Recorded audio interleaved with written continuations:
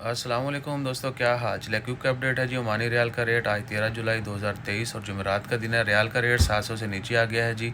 और बैंक मस्कत आज 699 दे रहा है। और इवन के ये स्टेबल नहीं है, ये नहीं है कि through out the day stable रहेगा, इससे कम भी हो सकता है, ज़्यादा कम से कम जो है 695 तक रेट्स हैं ओमान में।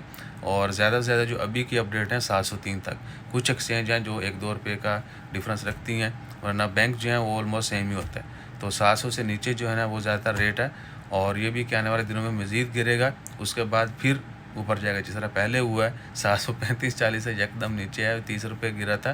फिर कल जो है 16 और 22 तक था, 716-22। आज सुबह जो है 699 है, 695 लोवेस्ट रेट है।